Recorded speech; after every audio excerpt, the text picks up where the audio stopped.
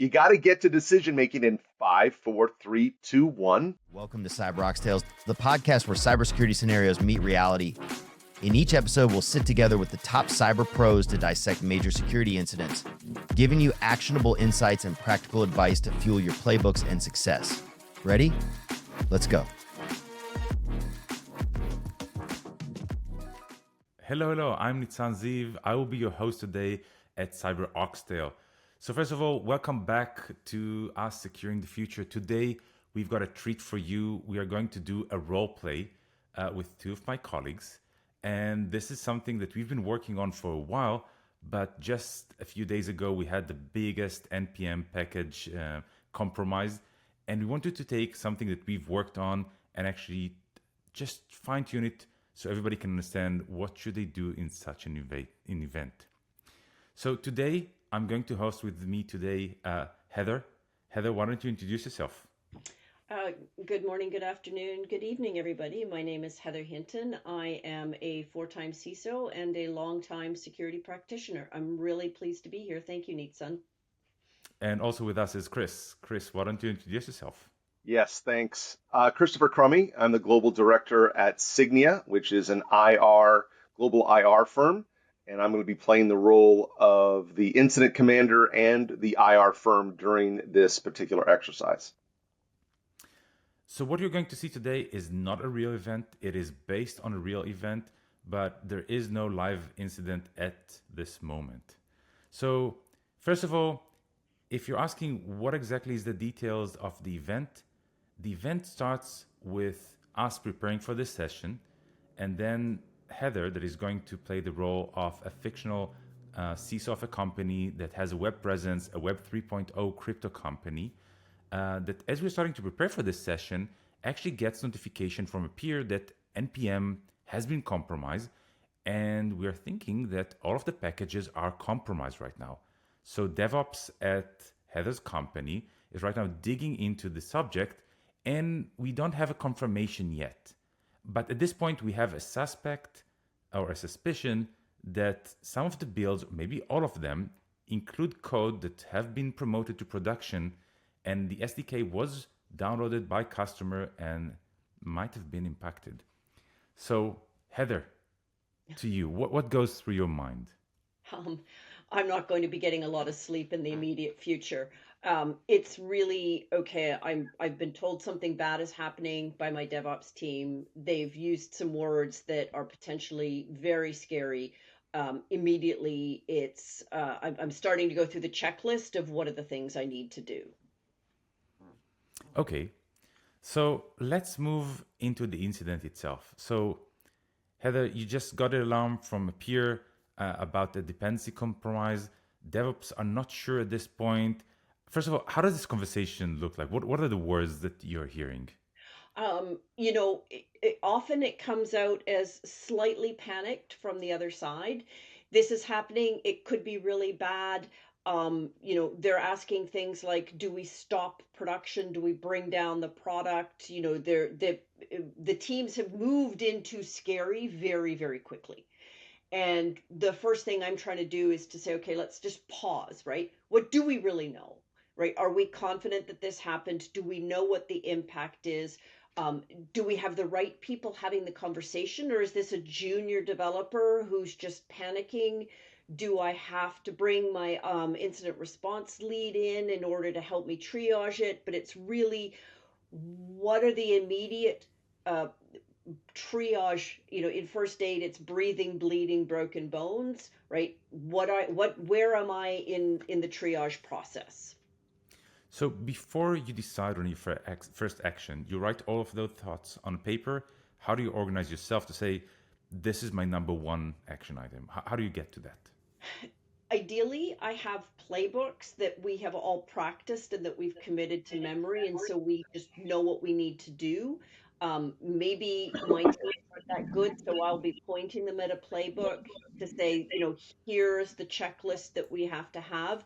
If we don't have a checklist, then, or we just really don't know what's going on, I'm calling my IR firm and saying we need help because we're not going to be effective in getting this done quickly, and you guys have this muscle memory. So I think it's a good time to call your first action. I'm going to call Chris. Chris. Perfect. So Heather and I have already established a relationship. We've already been onboarded with Heather. So we are accelerating our crisis response for them. So if we're on the ground or on the phone engaging with this situation, the first thing we're trying to figure out, and I like your analogy of whether you're bleeding or kind of that medical aspect of the impact, because in a lot of ways we now become the surgeons in the emergency room with you trying to figure out what happened, where the bleeding's coming from. So the first thing we need to do is define the scope. Are we at the alert level? Are we at the event level? Are we at the incident level? Or are we at the crisis level? And so we'll be working with you to figure out where on that path we are landing based on your understanding of the risk to the business. Right. We're also going to try So and wait, figure out Chris, if you don't signal. mind, Yes. before you carry on, there's something that you said in the beginning that is super important. You already established relationship with Heather. Yes. If you don't mind, before we move forward, take us a bit backwards. What does it mean exactly? So onboarding is critical for optimizing for speed and reducing friction. So we establish a relationship. We understand who are the points of contact. We have an understanding of your infrastructure and your architecture and your posture. We might even have set up the capability of monitoring your infrastructure through our MDR architecture.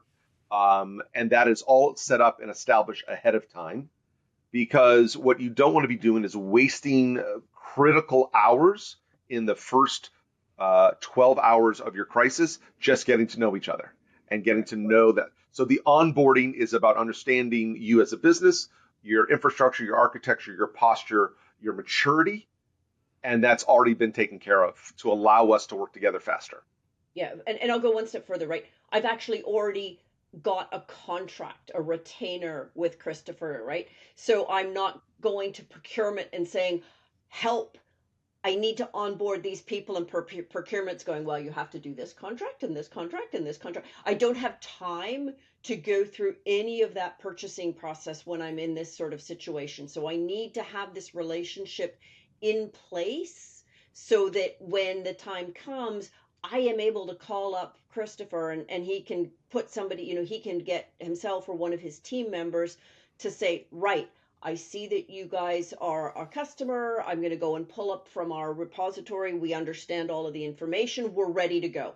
And that's a 5-minute process because maybe, I didn't dial the right number the first time. Okay, so I want to bring us back to the event. So in the event itself, you got notification, you called Chris, you said, Chris, I don't know if this is real yet, but something is up. What's next? So we are working with Heather and team to validate and verify what is the situation, because in a crisis, Heather brought up this concept of panic. And you have to realize that one of your greatest enemies right now in the first 5 hours of a situation is the flush of cortisol, which is a stress hormone that hits the back of the brain. And this is where a lot of mistakes happen. So as a CISO, she has to lead knowing that is happening, and the fact that there is job bias, there's confirmation bias. There's a lot of human element in the beginning here that you have to kind of get through. But the job is to figure out, is this an IT issue? Is this just a glitch? Is this just really bad timing, or are we under attack? So we're trying to figure out the scope. And based on that answer and understanding based on your principles of risk, are we going to start any level of containment from the beginning? Now, I feel that at this moment there are things that really could slow us down. One is, and obviously not with Heather, but with other customers, we show up to help, and the IT team and the cyber team, they're not prepared. They're not aware of what they're authorized to do. They're not prepared to understand the relationship of the business to server A, B, and C that we're about to contain. We need that understanding. There needs to be a business understanding of the infrastructure we're about to contain and take down and isolate in a way that it is acceptable business risk to the customer. So we're And working through all of those items. and I want to just like drill down a little bit on that, right? Because if you ask the business, they are going to say 9 times out of 10, availability over all else, especially if you are a SaaS company or if you are like a financial services company, they can't afford for their online banking to be taken offline. So part of the discussion that you have to have had ahead of time is how am I going to prioritize which one I'm going to do? And that's part of the really important first, and honestly, these days, it's not even your first 5 hours. It's even faster than that. But what am I going to do?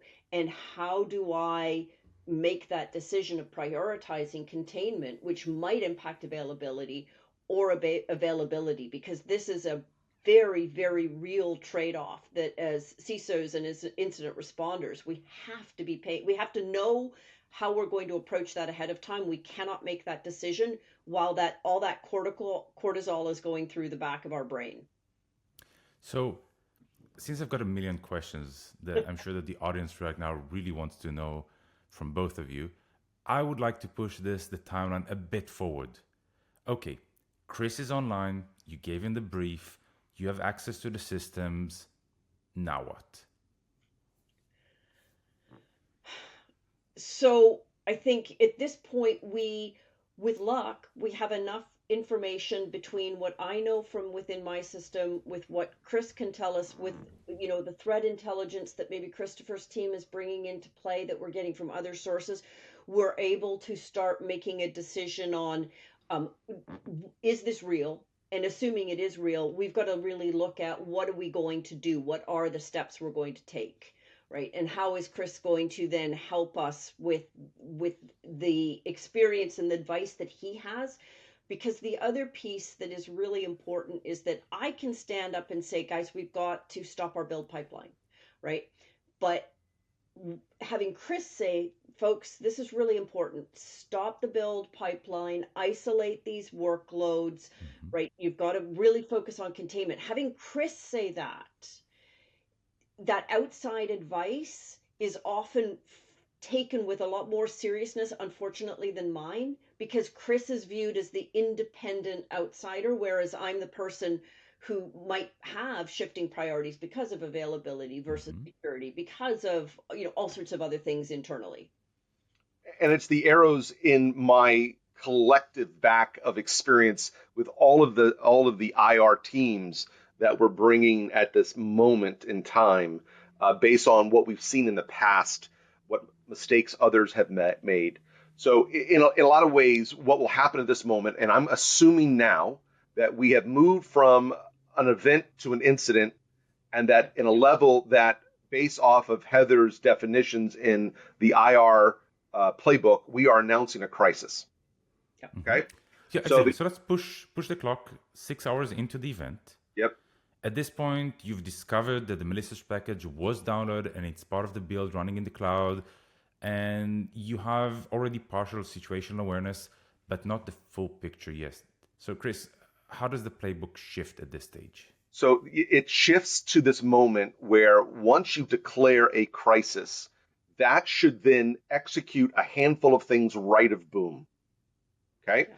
Probably number one is making sure that everyone has the proper definition of what is declared. Is it a SEV one? Is it a priority one? What is it? High? Is it critical? A common language across everyone. And I'm going to take right now this swim lane of the technical teams, and I'm going to say, once you announce a crisis, there'll be additional swim lanes, legal, executive, all these other swim lanes that will now be initiated in this situation. So it is about having the first 5-hour plan created. The definition of a crisis has been announced. The most important thing at this moment is the circles of trust that are defined. And I want you in your brain to look at it as kind of 3 gears literally working together, right? So Heather is running the CERT circle of trust, and also she will be inside the executive leadership team executive crisis war room. There might even be a communications war room. There might be up to 3 or more war rooms all running at the same time. They're all staggered from each other, so they're feeding one another and not stepping on each other's toes. So defining the circles of trust, both internal and external. When do we bring in cyber insurance? When do we bring in outside counsel? Are we underprivileged? Bringing in Sygnia as IR? Are we initiating tickets with Microsoft or CrowdStrike or any other vendor that might be in the CERT circle of trust? And so getting that and launching, knowing those roles, initiating that will accelerate the decision making, will accelerate the understanding of what are the containment priorities. Throughout the entire time, we're validating and verifying information that comes in. And communications is so critical at this moment. So this is where we would establish a crisis code name. We would establish someone taking down the technical timeline. As IR, that is one of the most important things for us to help you, is we're going to discover evidence when we discover it, not necessarily when it happened. And gathering that and understanding might shed a lot of value. Do we bring in any of the services that Sygnia brings from IR? Crisis, investigation, containment, remediation, recovery, professional negotiator, monitoring. We're doing all of those things at the same time, engaging different teams and skills based on the nature of what's happening. So we've established a code name. We've established the circles of trust. We've established a cadence of when these war rooms / circles of trust are meeting and how they're feeding one another. And what I'm looking for is that at the top of the hour, you're discussing, and at 15 minutes later, you're executing the work streams. You're not debating, you're making decisions. This is what I see too much of, is too much debate, because they haven't done this yet. Get to the decisions and the risk, okay? So for us, crisis communications is critical, understanding what has been validated and verified, and starting the first phase of containment, and the business is aware of those trade-offs that are going to happen to their business. So Heather and the IR team and the cyber team and the IT team can stop the bleeding. Right. And I want to just really poke on the communication thing, right? For me, one of the huge value propositions of having an IR responder firm that I can bring in this kind of situation, regardless of who it is that I can then trust them to go and lead the work that has to happen in terms of containment, in terms of evidence gathering, in terms of building the timeline, in terms of figuring out what has to happen. I can put them sort of with the technical teams, and they can make sure that that is happening. Because one of the things that happens to me very quickly, especially like, let's go back to NPM, it's all over the news in this case. So I have to consider that I'm getting everybody from my company is reaching out to me going, have you seen this? Are we impacted? What are we doing? We've got customers coming to us. And so there's, I don't have time to keep the technical team working in a way that is progressing our containment and then recovery, because I've now moved into, because I've established that trust within my executive leadership team, I'm now pulling them back from the edge of the window ledge, saying, don't jump yet, right? We've got this. Here's what we're doing. I'm helping them stay calm. I'm giving them the information that they need so that my communications team can work with the media if they need to. They can craft a statement that we give to customers, because there will be customers that are coming after us right away. What's going on? What do I need to do?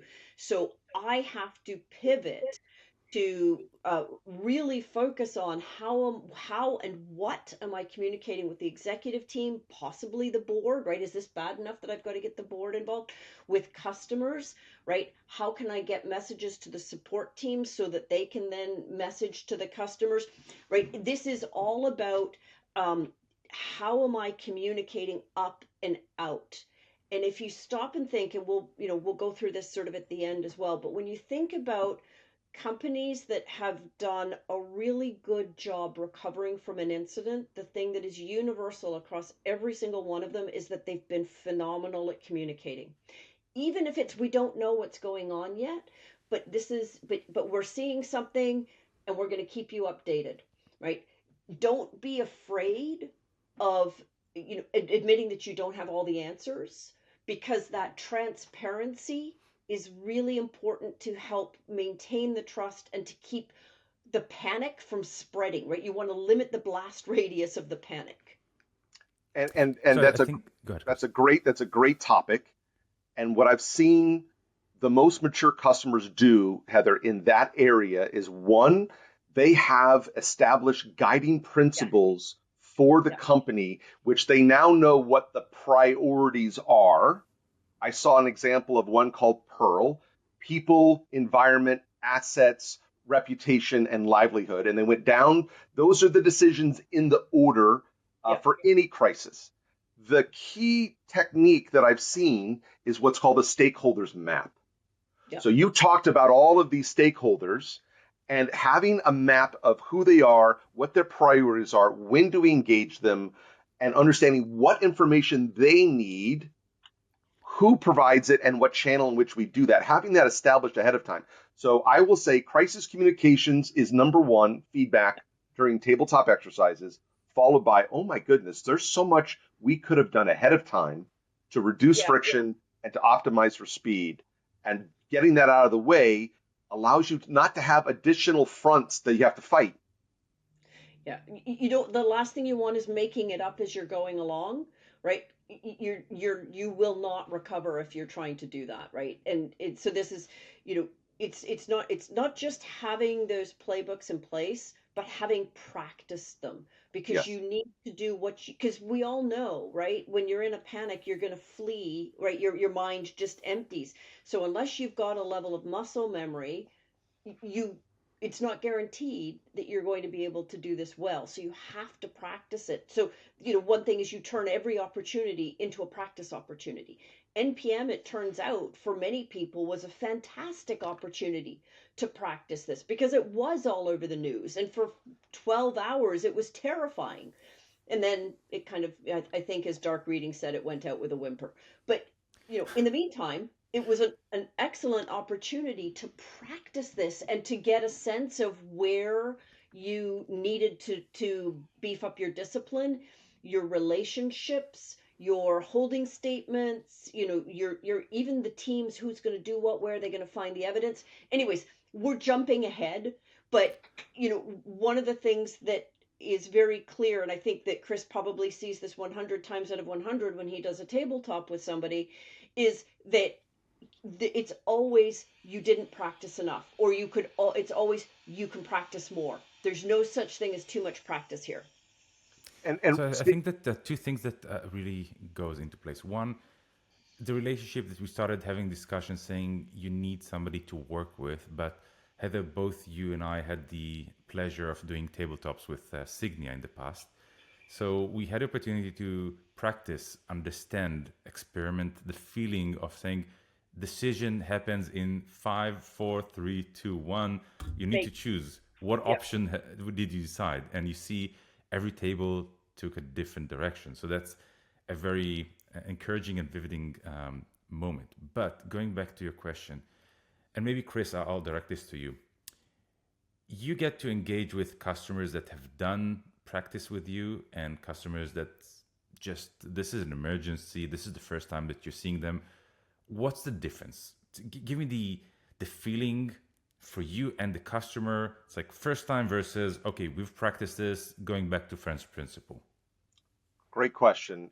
What is obvious to me, and I've asked a lot of CISOs this question: if I gave you $1 and one head count, do you buy another security tool?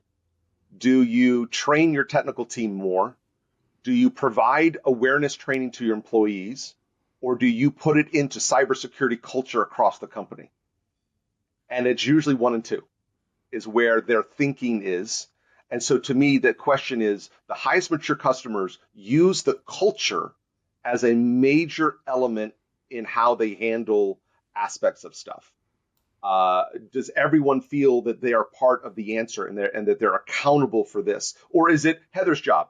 and Heather just takes care of this. No, it's got to be everyone's responsibility. Every work stream, every division is aligned. There's integrated risk management. Normally, the swim lanes have their own risk point of view.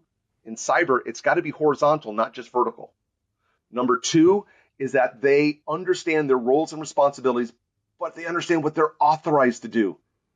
That's the killer, is that, Yeah. oh, wait a minute. You're asking me to isolate Active Directory and maybe I'm taking down the entire company right now. Am I authorized to make that decision? And so it's that moment of authorization that is huge. I brought up that idea of the guiding principles, okay? And I've also seen that the tabletops are way too much debates. And maybe that's the right place to debate, Yeah. okay? You got to get to decision making in 5, 4, 3, 2, 1, versus so many debates because they're not aligned. Right. How much transparency do we want to do? And should I want to do this first? And flush that out first before you get into your worst day. And that decision making will reduce the friction and to accelerate and optimize for speed. Yeah, if your tabletop ends up actually being a chance for people to renegotiate your incident response playbooks, then that tells you, one, they didn't actually pay attention to it in the first place.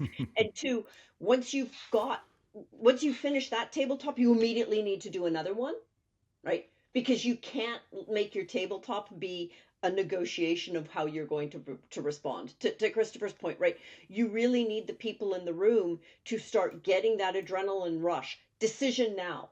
You missed the decision, company's offline. It's going to take us 4 days to bring them back. So sorry, right? You didn't cut. This was the one that I loved about the joint exercise that we did, which was if you didn't call your IR firm right away when you started to have suspicion, and then because you didn't have procurement lined up, finance had to approve it and they didn't approve it in time, whatever reason. By the time you say, okay, now I'm going to call IR, the IR firms are saying, I'm sorry, we're booked. We can't take anybody else. You're just going to have to figure it out on your own.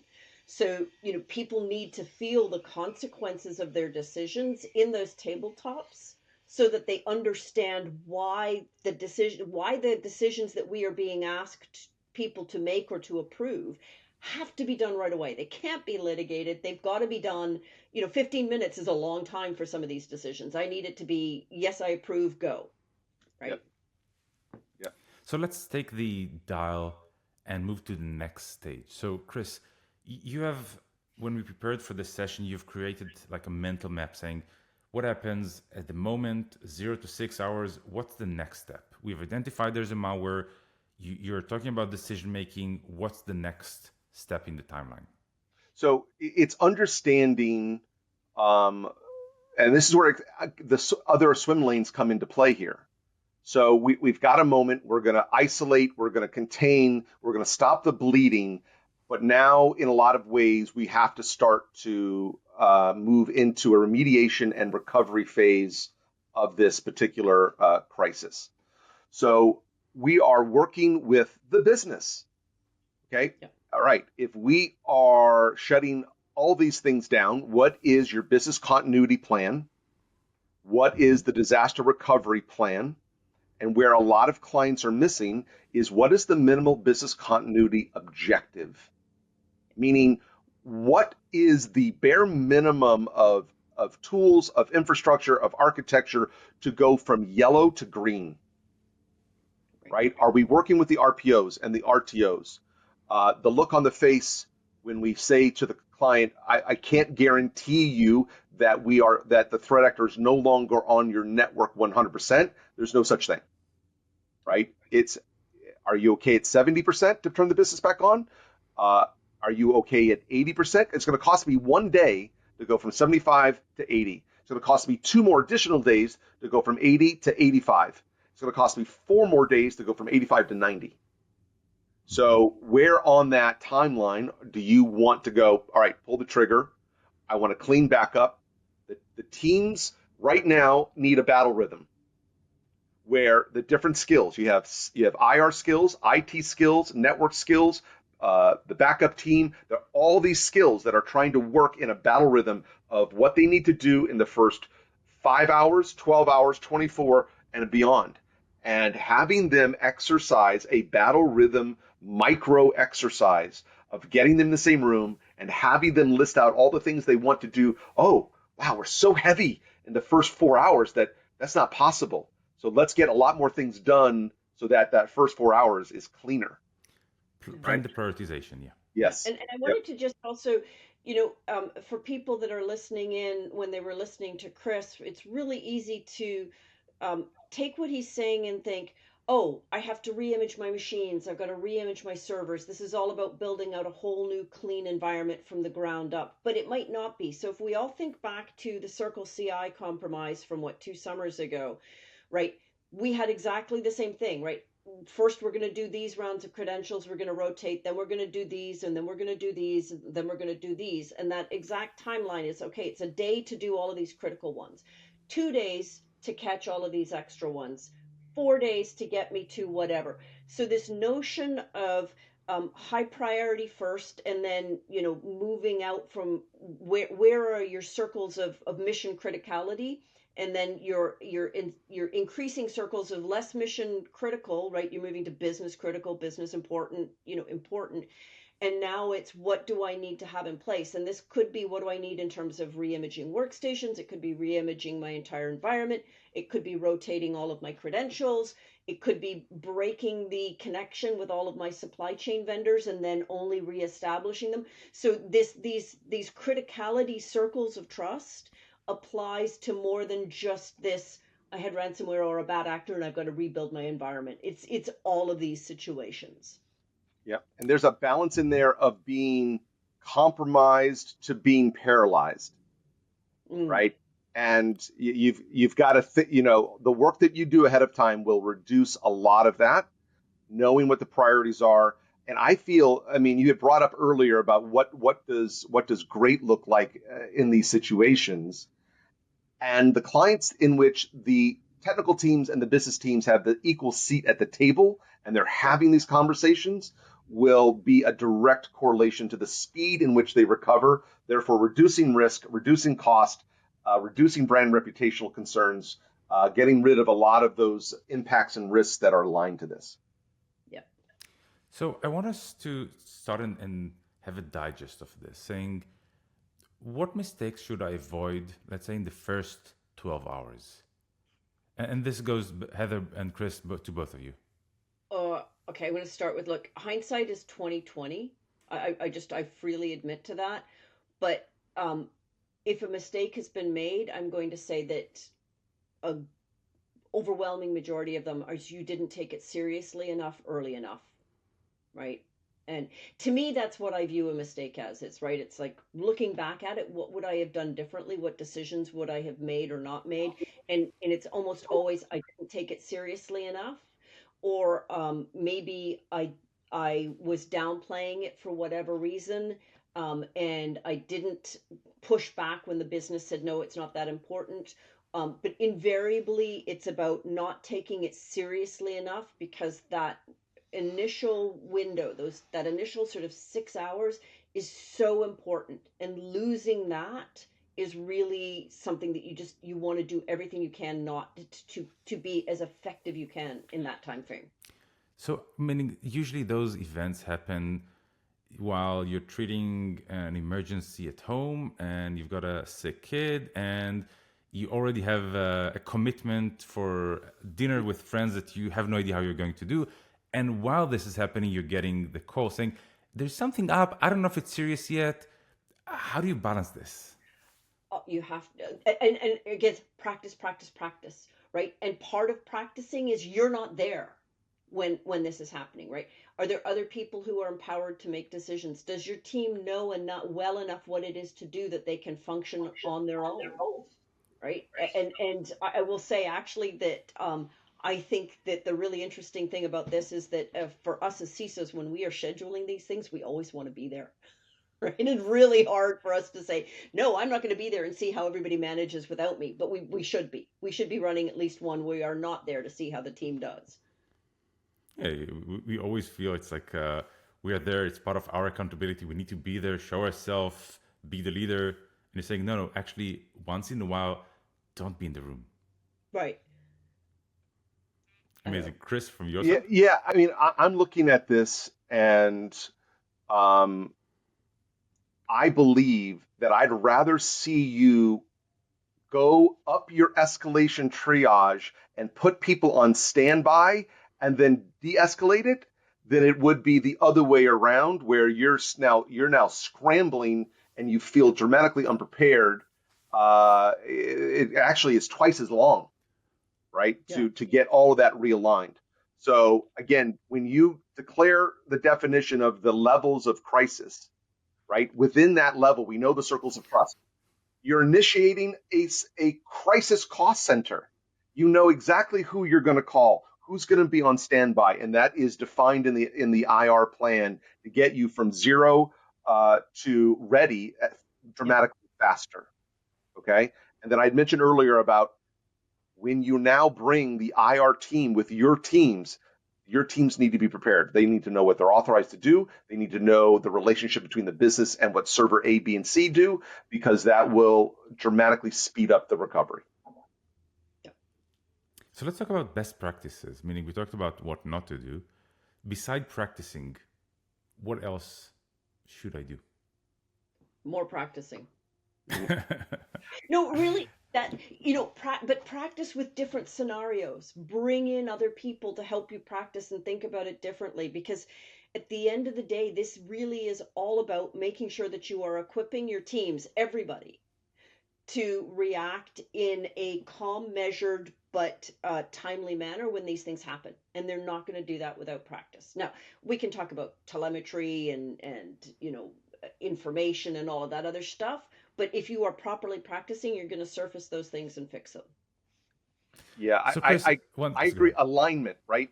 To me, this is the key aspect is alignment across the executive decision making team, the fact that they understand what their risk based decisions are, the fact there's alignment between the line of business and cyber and IT. Um, uh, you don't have to do full blown tabletops. You just need to do micro exercises to Yeah. really focus on battle rhythms. When we'll do, let's say, a ransomware tabletop exercise. The feedback I get was, "Wow, Chris, you challenged us to bring a recovery timeline on one slide. We've never had to have this discussion. I never sat down with these guys and said, what do we do with the laptops if they're encrypted, and who owns it, and what is the priority? Which country is the priority to bring the laptops back up?" Hmm. And these types of items of understanding that I think are critical. So alignments and recovery timelines, battle rhythms, these are key micro exercises to really accelerate the response. I And heard one more thing be in the lines, which is specificity. You said you actually were very specific in the plan definition of priorities, saying this yeah, is more important than this should be done Yes, first, this is second, but you invested the time to create this specificity ahead of time, not during the event. correct, correct. yeah. And I also want to say, just given where we are, right? This week we had NPM, last week was Salesforce and Salesloft Drift, and I think the week before was, and whether you realize it or not, you are almost certainly having some level of incident response, because every company out there uses Salesforce and kind of went, am I impacted? Right? Just the simple act of trying to figure out how to answer that question. Do we use Salesloft? Do we use the Drift application? That is, in a very micro way, something that is part of your incident response. It's just that it's not an incident, it's still just in the investigation, but it kicks off an incident, right? The whole NPM, holy cow, do we use these packages? Are we React? Are we Angular? Right? Every time you are looking at these things that are in the news and you are asking yourself a question, am I impacted? That is the starting point of how you think about how do you respond. Most of the time it's like we're not impacted, but what do you do if you are? So you can do continuous learning really easily just by reading the news. So I think this is one of the unique cases, specifically NPM, where we got the first alert really, really early that something is wrong. There's a package out there. There is no source control. Previous version had source control. You can't find anything online. And you find yourself in a situation saying, okay, this is weird. We hadn't been in this situation. And we're starting to alert customers like hour in before we even understand what's happening. And they're saying, hey, we checked our SBOM and we don't have this version. And what we found ourselves is actually explaining to people that, hey, if you've got this strange hat character before Yeah. package, it just means that you're taking the latest one. So, oh, so I'm not taking version 2, I'm taking the latest one? Well, how do they And do saying, 4.4.1? Yes, yeah, exactly. and they're saying, yeah, but I've looking at the SBOM from yesterday night and there is nothing with that version. Saying, yeah, it happened an hour ago. It's the only thing that you're going to see it is during the pipeline build. There is no inventory from yesterday. The SBOM from yesterday is meaningless in this case. It's what happening at this moment in Yep. time that is important.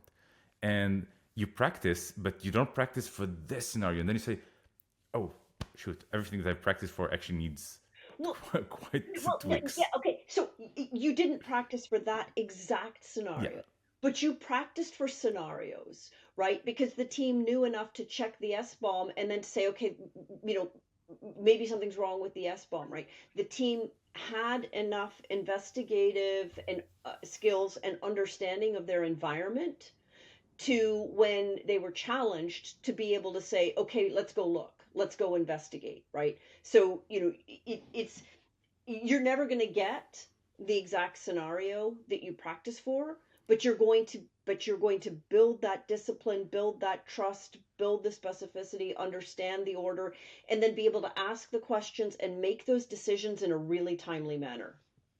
Neatsun, I'm gonna add a perspective here with the amount of tabletops that we do, in the fact that when we sit down with the client and we do a technical validation and a business impact a validation of the scenario with the client, I am finding that the really mature customers, this is one of their Achilles tendons, right? Is they have all this other stuff that they're working through, and this has been I can count on two hands how many times this becomes the attack scenario.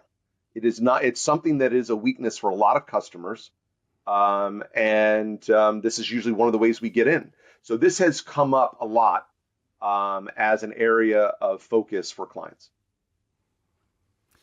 So, look, in a nutshell, one phishing account, one morph dependency, Yeah. Yeah. and you've got a global threat. It is unbelievable if you've seen the email that was sent to this guy, meaning it is something that said, like, it's a security thing saying activate two-factor authentication. It sounds real. It's the NPM. It was nicely crafted, I must say. It was The beautiful. domain was, it looks kind of okay. And remember, this is a guy that got it to Gmail. It's not a corporate with a CISO and everything. It's like a simple guy that maintains a package, meaning this is incredible. It can happen to everybody. And when you think about the world that all the packages are like concatenated one after another, and you might be like a depth of 20 to get to the piece of code that is changed. This is mind-boggling, saying we're going to see more and more of those, and we've seen quite a lot of those up until now.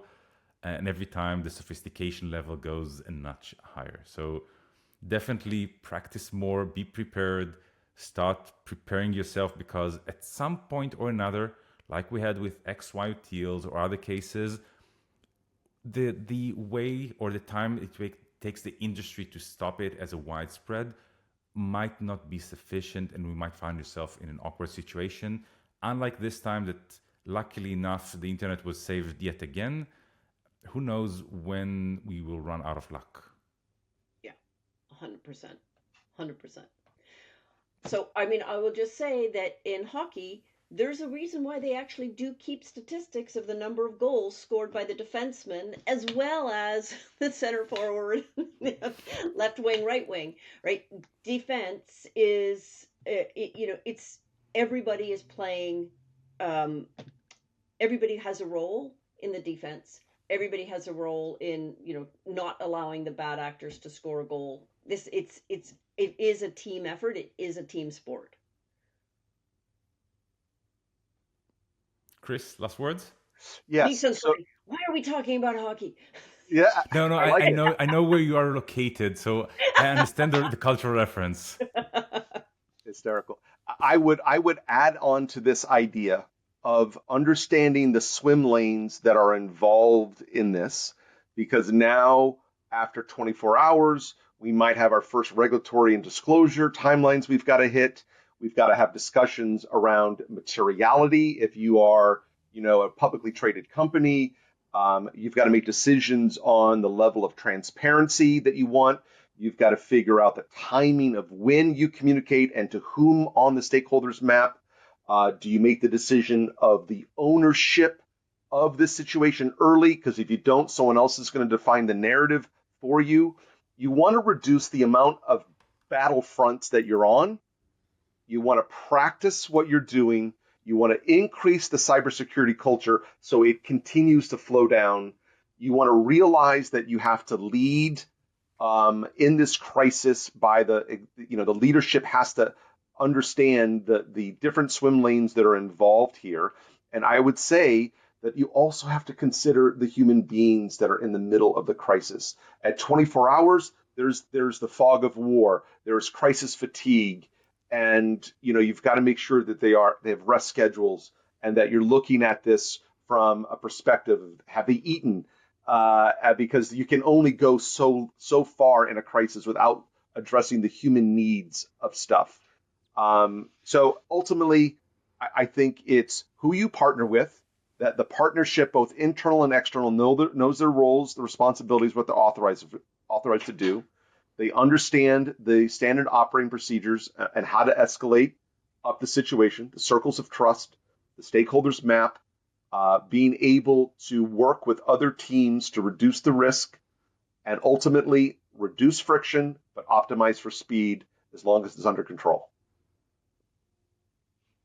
Yep. Heather, Chris, I really want to thank you very much for sharing your knowledge and insights. I think we learned a lot from this incident and hopefully from you too about what things we should think about right now so when the next event comes, you'll be better prepared. Thank you very, very much. Thank you so much. Thank you for your time. That's a wrap on another episode of CyberOXtales. If you enjoyed today's episode, don't forget to subscribe, leave a review, and share it with your peers. Visit us at ox.security/podcast to access all episodes and exclusive content or wherever you listen to your favorite podcasts.